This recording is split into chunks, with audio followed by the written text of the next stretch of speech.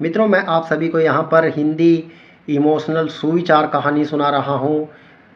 कहानी इस प्रकार है। कहानी का शीर्षक है अनचाहा रिश्ता। रवि एक छोटे शहर से पढ़ाई करने के बाद नौकरी की तलाश में बड़े शहर आया था। शहर की भागदौड़, अकेलापन और अनजान माहौल उसके लिए नया था। लेकिन उसका बचपन का दोस्त विशाल यहीं रहता था। विशाल ने रवि को अपने घर में रहने का न्योता दिया, जिससे रवि को बड़ी राहत मिली।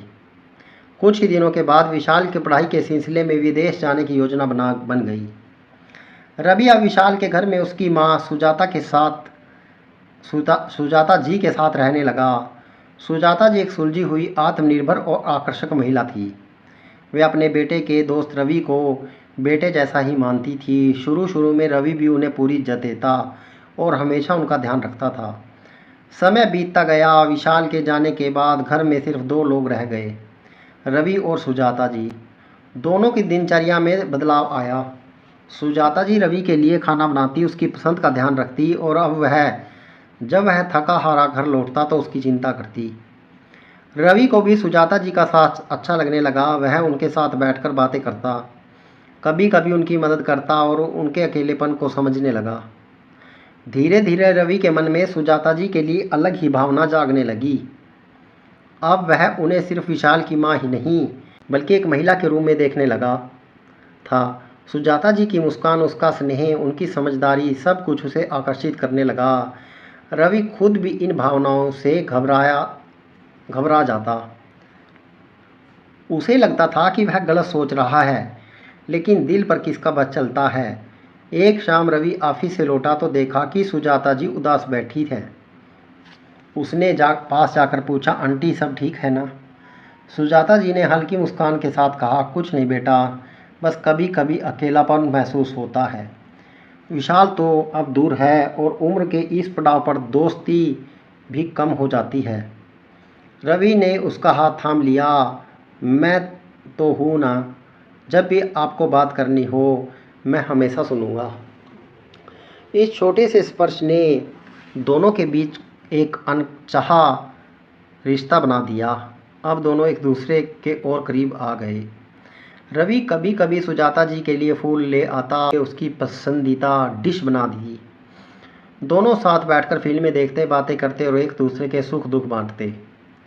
एक रात जब बारिश हो रही थी, बिजली चली गई।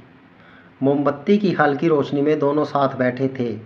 सुजाता जी ने रवि से कहा, तुम्हें कभी अपने घर की याद नहीं आती? रवि ने उसकी आंखों में देखते हुए कहा, अब तो यही घर अपना सा लगता है। और आप भी। सुजाता जी की आंखों में आंसू आ गए। उन्होंने रवि का हाथ थाम लिया। दोनों के बीच एक गहरा मौन था, जिसमें सब कुछ कह दिया गया। समय के साथ दोनों के बीच का रिश्ता और गहरा होता गया, लेकिन दोनों जानते थे कि समाज इस रिश्ते को कभी स्वीकार नहीं करेगा। एक दिन सुजाता जी ने रवि से कहा, रवि, जो हमारे बीच है वो बहुत खूबसूरत है, लेकिन हमें अपनी सीमाएं नहीं भूलनी चाहिए। विशाल के लौटने के बाद सब कुछ बदल जाएगा। रवि ने सिर झुका लिया। मैं जानता हूँ आंटी, मैं आपको कभी तकलीफ़ नहीं देना चाहता। कुछ महीने बाद विशाल विदेश से लौट आया। घर में फिर रौनक आ गई, लेकिन रवि और सुजाता जी के बीच का रिश्ता अब सिर्फ यादों में रह गया। दोनों ने अपने जज्बातों को दिल में ही दफना लिया, लेकिन एक दूसरे के लिए सम्मान और अपनापन हमेशा बना रहा। रवि ने बाद में अपनी ज़िंदगी में आगे बढ़ना सीखा, लेकिन सुजाता जी के साथ बिताए वो पल उसकी यादों में हमेशा के लिए बस गए। सुजाता जी ने रवि को एक सच्चे दोस्त और हमदर्द के रूप में हमेशा याद करती रही। कभी कभी ज़िंदगी में ऐसे रिश्ते बन जाते हैं जिनका कोई नाम नहीं होता, लेकिन उनकी गहराई और सच्चाई को सिर्फ दिल ही समझ सकता है। हर भावना को जीना जरूरी नहीं, कई बार उसे समझकर आगे बढ़ जाना ही सरल होता है। मित्रों, यह मैंने आपको इमोशनल सुविचार कहानी सुनाई है। कहानी अच्छी लगे तो शेयर ज़रूर कीजिएगा।